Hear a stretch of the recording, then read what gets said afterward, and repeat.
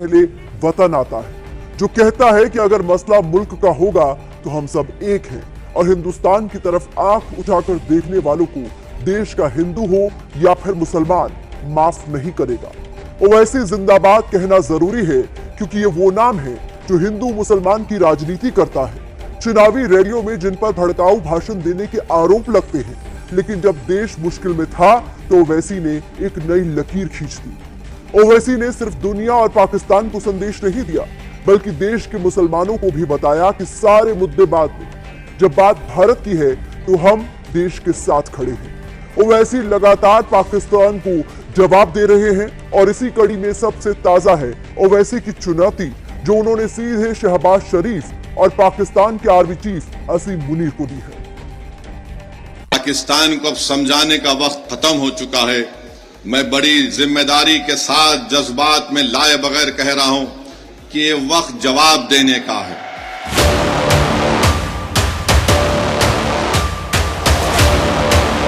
इनको आईने में अपनी सूरत देखना चाहिए। भारत तुम्हारे से ताकतवर है और हमेशा रहेगा इंशाअल्लाह ताला।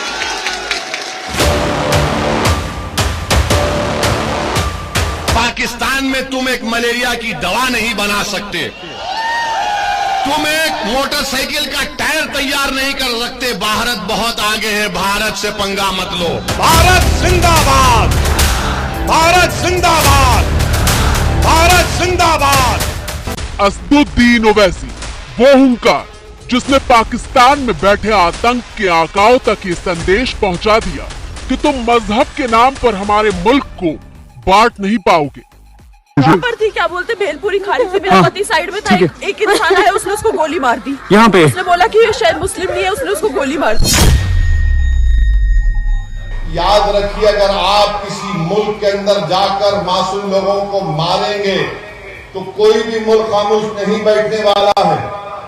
मजहब पूछकर किसी को गोली मारना है, तुम कौन से दीन की बात कर रहे हो? तुम तो खवारिज से बदतर हो, तुम तो आईसिस के जानशीन हो जो हरकत की। पाकिस्तान मुर्दाबाद, पाकिस्तान मुर्दाबाद।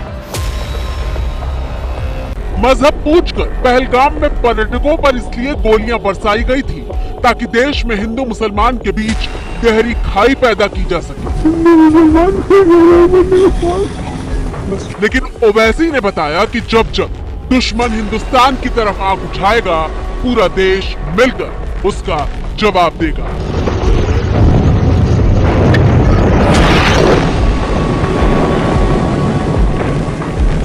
पाकिस्तान एक फेल्ड नेशन है और याद रखिए, ये ताकतें कभी भी भारत को सुकून से रहने नहीं देंगी। आज वक्त है कि हम इनको एक मौसर जवाब दें ताकि हमेशा के लिए ये दहशतगर्दी का ये जहर हमेशा के लिए खत्म होकर रह जाए।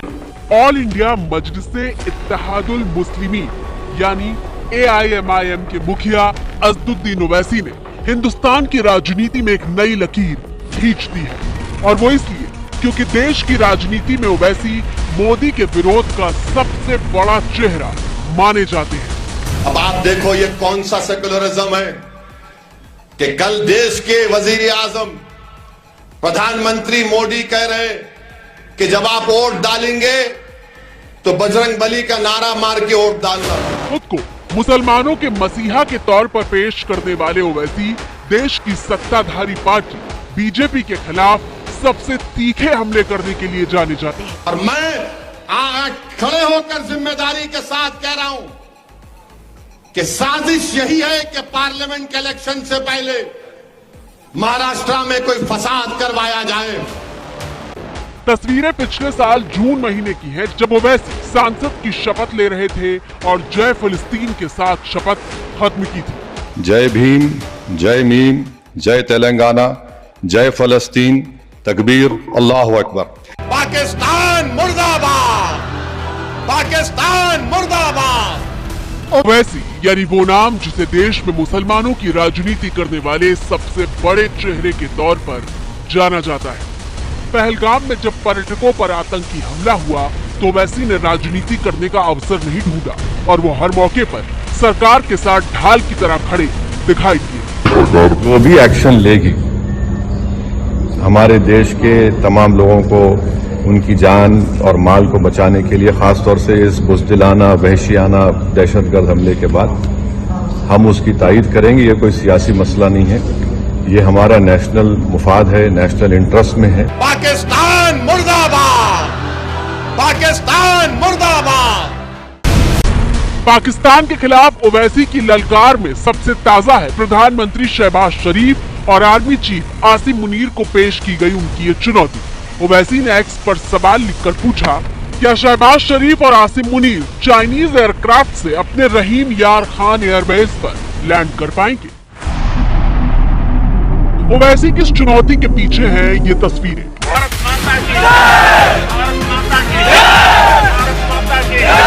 मंगलवार को पीएम नरेंद्र मोदी पंजाब के आदमपुर एयरबेस पर जवानों से मिले और पाकिस्तान के बॉर्डर से खड़े होकर दुश्मन मुल्क को कड़ी चेतावनी दी। आतंक के आकाओं को अब समझ आ गया है, भारत की ओर नजर उठाने का एक ही अंजाम होगा, तबाही। भारत माता की जय! भारत माता की जय! भारत माता की जय! आपने पाकिस्तानी फौज को भी बता दिया है, पाकिस्तान में ऐसा कोई ठिकाना नहीं है जहां बैठकर आतंकवादी चैन की सांस ले। इन्हीं तस्वीरों के बाद ओवैसी पूछ रहे थे कि क्या जो मेरे प्रधानमंत्री ने किया वो पाकिस्तान के प्रधानमंत्री शहबाज शरीफ कर पाएंगे? ओवैसी ऐसा कर पा रहे हैं क्योंकि वो जानते हैं कि राष्ट्रहित के मुद्दों पर सियासत नहीं की जाती। ये देश का मसला है, ये कोई सियासी मसला नहीं है और लोगों को भी इस पर राजनीति करने की कोई जरूरत नहीं है। कि मोदी के विरोध की सियासत पर जिस नेता का वजूद टिका है वो हिंदुस्तान के बारे में सोचता है, लेकिन मध्य प्रदेश की बीजेपी सरकार में शामिल मंत्री तक अपनी ओछी राजनीति के लिए छोटी सोच और बेशर्मी के प्रदर्शन से खुद को रोक नहीं पाते। हमारे मोदी जी समाज के लिए जी रहे, समाज के लिए जान लगा रहे, और जिन्होंने हमारी बेटियों के सिंदूर उजाड़े थे, लोगों को हमने उन्हीं जी बेच करके उनकी ऐसी की तैसी करवाई। ये शर्मनाक बयान कर्नल सोफिया कुरैशी को लेकर दिया गया था, वो चेहरा जो पूरे पहलगाम अटैक में देश की आवाज बन गया। ऑपरेशन सिंदूर 22 अप्रैल को पहलगाम में हुए विभत्स आतंकवादी हमले के शिकार मासूम नागरिकों व उनके परिवारों को न्याय देने के लिए लॉन्च किया गया था। इस कार्रवाई में 9 टेररिस्ट कैंप्स को टारगेट किया गया और पूरी तरह से इसे बर्बाद किया गया। जिस बेटी पर हिंदुस्तान को नाज है, उस बेटी पर खुद को नेता कहने वाले लोग घटिया टिप्पणी कर रहे हैं और माफी मांगते वक्त भी दांत दिखा रहे हैं। कोई बात गुस्से में अगर निकल गई और किसी को बुरी लगी तो मैं भगवान नहीं हूं, मैं भी इंसान हूं, 10 बार में माफी मांगता हूं। पाकिस्तान मुर्दाबाद। पूरा माहौल फिर से बदल जाएगा। इसी साल बिहार विधानसभा के चुनाव है। चुनाव में जब ओवैसी रैली करेंगे तो जाहिर तौर पर मोदी का विरोध करेंगे, लेकिन ओवैसी ने इस बार ये बता दिया कि नेतागिरी को चमकाने का मौका तो आगे भी मिलेगा। सियासत की पिच पर तो बैटिंग करते ही रहेंगे। अभी वक्त हिंदुस्तान को सबसे आगे रखने का है और ओवैसी ने ये पहली बार नहीं किया है। सरकार चाहे मनमोहन सिंह की हो या फिर नरेंद्र मोदी की, पाकिस्तान को लताड़ने में और उसे उसकी सही जगह याद दिलाने में ओवैसी कभी पीछे नहीं रहे। मिसाल के लिए 12 साल पहले की तस्वीरें देखिए। साल 2013 का सितंबर महीना, जब देश में मनमोहन सिंह की सरकार थी, तब असदुद्दीन ओवैसी भारतीय सांसदों के डेलीगेशन के साथ बातचीत के लिए पाकिस्तान पहुंचे थे और तब पाकिस्तान में ओवैसी ने क्या कहा था, सुनिए। देखिए, हिंदुस्तान में जो हमारा दस्तूर है, कॉन्स्टिट्यूशन है, जिसके हम तमाम उसके पाबंद हैं, और हमारा कॉन्स्टिट्यूशन ये कहता है, उसका प्रेम्बल ये है कि इंडिया एक सेकुलर मुल्क है। हमारे दस्तूर में जो हुकूक दिए गए हैं, फंडामेंटल राइट है माइनॉरिटीज को। आप मुतमईन रहिए कि हिंदुस्तान का जो प्लुरलिज्म है वो हमेशा मजबूत रहेगा और इंशाअल्लाह ताला उसको मजबूत रखेंगे। आप उसकी हरगिज़ फिक्र मत करिए। दूसरी बात यह है कि आप मुसलमानों की फिक्र करना छोड़ दीजिए हिंदुस्तान के। हम अपना फैसला कर चुके हैं, ये हमारा मुल्क है। देख लो पाकिस्तान, आज से करीब 12 साल पहले ही असदुद्दीन ओवैसी ने तुम्हारे मुल्क की जमीन पर बैठकर जिहाद का मतलब और हिंदुस्तान के सेक्युलर होने की परिभाषा, दोनों ही बातें तुमको समझा दी थी। जिहाद के माने आपके कुछ हैं और मेरे कुछ हैं। अगर मैं बोलना शुरू करूं, क्या ये जिहाद है कि शियाओं पर हमला करना? क्या ये जिहाद है कि मसाजिद को मार देना, लोगों को मार देना? आप बताइए मुझे। हमारा जो मेरे जो माने जिहाद, सबसे अहम काम यह है कि नफ्स के खिलाफ जिहाद करो और अपनी नफसानी ख्वाहिशात को अल्लाह के ताबे करो, वो सबसे बेहतरीन जिहाद। ओवैसी वक्त वक्त पर पाकिस्तान के पेच टाइट करते रहे हैं। साल 2019 में जब पाकिस्तान में इमरान खान प्रधानमंत्री की कुर्सी पर बैठे थे, तब इमरान को भी ओवैसी ने बता दिया था कि भारत पर उंगली उठाने से पहले अपने गिरेबान में झांको। पाकिस्तान के प्राइम मिनिस्टर इमरान खान ये स्टेटमेंट दिए कि भारत का, हिंदुस्तान का अगर नेक्स्ट प्राइम मिनिस्टर मोदी बनेगा तो हम कश्मीर के मसले को हल कर लेंगे। मेरे भाई, मेरे बुजुर्गों, मेरी माँ और बहनों, ये हमारे देश का इलेक्शन है, ये हमारे देश का जमहूरियत का इलेक्शन है। ये पाकिस्तान की तरह यहां पर मिलिट्री इलेक्शन को कंट्रोल नहीं करती इमरान खान। ये भारत का इलेक्शन है जहां पर जनता तय करती है किसको प्राइम मिनिस्टर बनाना, किसको घर में बिठाना।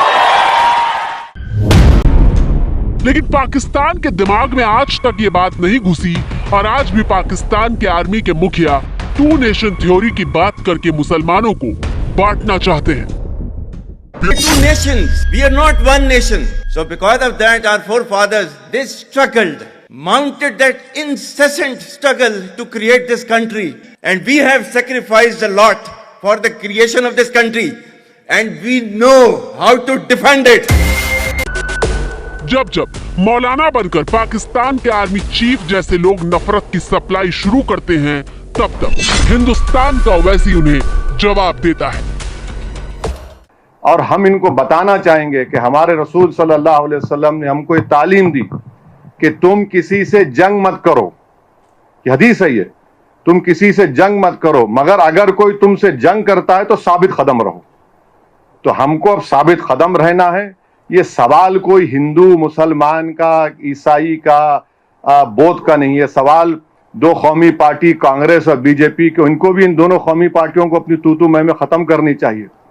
सवाल यह है कि हमको एक शीशा पिघली दीवार की तरह ऐसे मुल्क के खिलाफ खड़े होना है जो सारी दुनिया के लिए खतरा है। अभी तुम्हारी 2 नेशन थियरी को हमने पहले रिजेक्ट कर दिया था।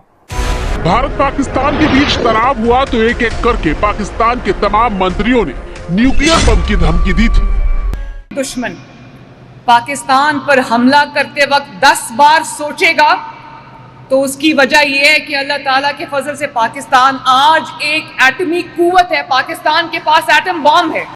और तब ओवैसी ने पूरी दुनिया के सामने ये मुद्दा रखा था कि विश्व को ये तय करना होगा कि पाकिस्तान जैसे गैर जिम्मेदार मुल्क के पास न्यूक्लियर ताकत होनी भी चाहिए या नहीं। तय करना पड़ेगा कि क्या इस मुल्क में न्यूक्लियर बम रखने की इजाजत दी जा सकती है।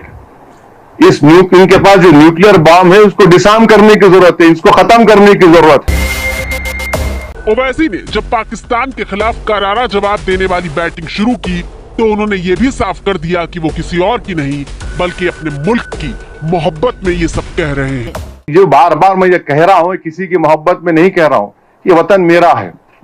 हम इस वतन में, हमारी माँ की पेट से इस वतन में पैदा हुए और जब इंशाअल्लाह ईमान के साथ हम जाएंगे इस दुनिया से तो हम इसी वतन की आगोश में जाएंगे। ओवैसी की तारीफ हो रही है क्योंकि उन्हें बयान से लेकर अपने चोले तक को बदल दिया। ओवैसी जो तमाम मौके पर मुस्लिम टोपी लगाए दिखाई देते हैं, वो हमले के बाद जब बिहार में राजनीतिक रैली के लिए पहुंचे थे तो वहां सिर्फ पाकिस्तान मुर्दाबाद के नारे नहीं लगा रहे थे, बल्कि देश की आन बान शान को बताने वाले तिरंगे के रंग को अपने सिर का ताज बनाया था। पाकिस्तान मुर्दाबाद, पाकिस्तान मुर्दाबाद। याद रखो, इस वक्त पर हमको नफरत नहीं, हमको अमन को और मोहब्बत को पैदा करना है ताकि हम देश को मजबूत रख सकें।